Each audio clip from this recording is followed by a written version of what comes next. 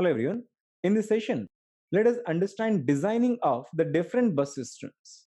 In the previous session, we have understood how a distinct IO bus system can be designed in which the designer can go for two different buses. But in order to achieve that, we need to use two separate processors. One processor is for regular computing task, that is 8086 or any advanced processor. But another processor is simply IO processor. In this session, we'll understand the other two bus organizations, that is isolated versus memory mapped bus system.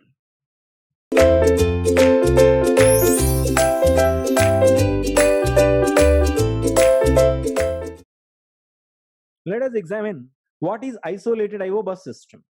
We have already understood what is a distinct IO bus system. In the distinct IO bus system, we use two separate buses. One is for main memory, one more is for IO devices.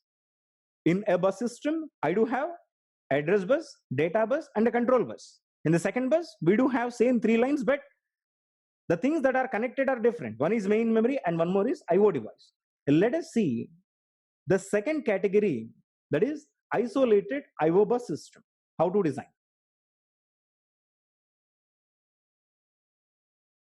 Isolated IO. In isolated IO, we don't have the different bus systems. We do have a common bus system, that is there will be same address line, there will be same data line, but there will be two control lines, control line 1 and control line 2, CL2. Okay, each control line is for one of the device. Let us say control line 1 is equal to main memory. Control line 2 will be for devices, that is IO devices. How does it work exactly? Let us stay focused and understand. Let us see. The main memory system is of 1000 words. Okay, the main memory size is equal to 1000 for this instance, and there are 4 IO devices. Each device uses an interface, right? In order to communicate with the IO devices, I do require an interface. Now in this case, each device is using a separate interface. This is interface 1, interface 2, interface 3, and interface 4. And each of these interfaces has 100 registers. Okay, meaning 100 locations within each interface, 100 registers. Okay, so this is 100 registers, this is 100 registers, this also has 100 registers, this also has 100 registers. Now let us understand how the addresses will get generated. Main memory is addressed in between 0 to 1000, let us say. Has to be 0 to 999, but anyhow, let us understand the total set of addresses that are available in main memory is from 0 to 1000. Here, each and every address is a location. When it comes to the peripheral devices, each and every interface also 100 locations each. Each of these locations must also be addressed. Okay, how these addresses will be generated? Let us see. The first interface, the address space will be 0 to 100 because there are 100 registers. Second interface address space will be equal to 101 to 200. Third interface address space will be equal to 201 to 300. Fourth interface address space will be equal to 301 to 400. Okay, now CPU want to send some data. Let us say CPU want to perform writing.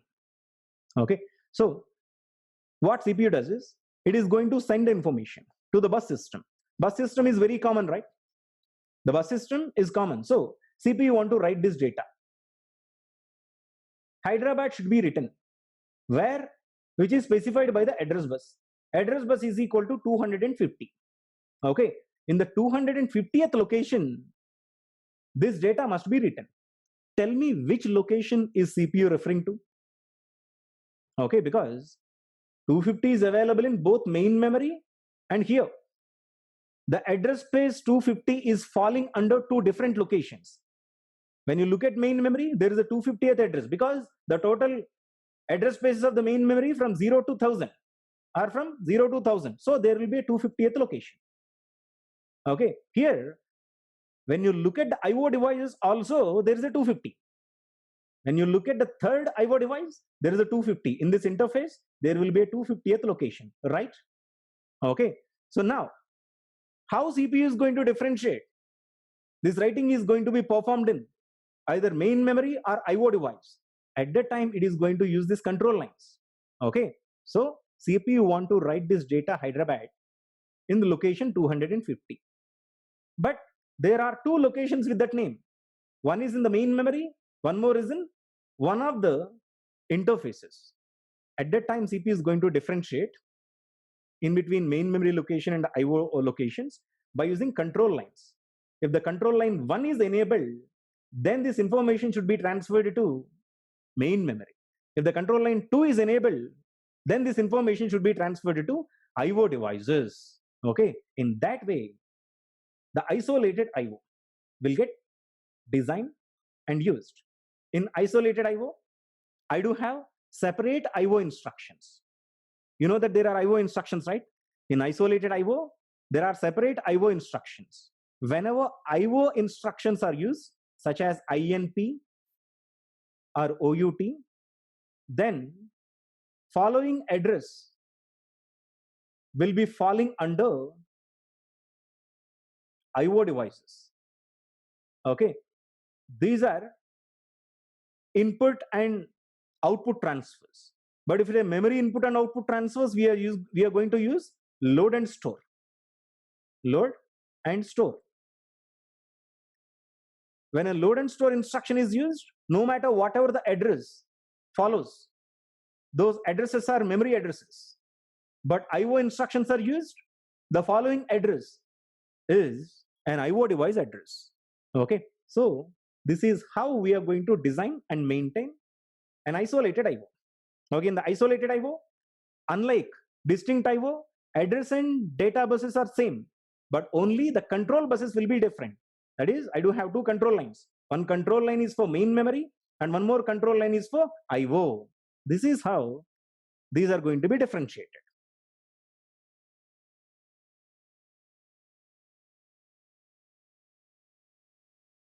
The third category of the bus system is called memory mapped IO bus system. We have already designed two different bus systems. One is distinct IO bus system, that is, we are using one separate bus system for IO, one more separate bus system for main memory. In isolated IO, we have everything in common, same address bus, same data bus, but control buses are different. Control bus 1 is for memory, control bus is 2 for peripheral devices. But in memory mapped IO, let us have a look at. Simply finish it off. Memory mapped IO, nothing is different. Everything is in common.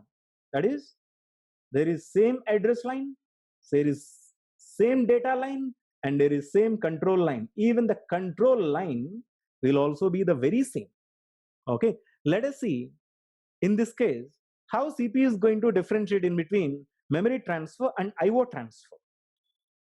Okay, if you remember, we are giving the address spaces, right?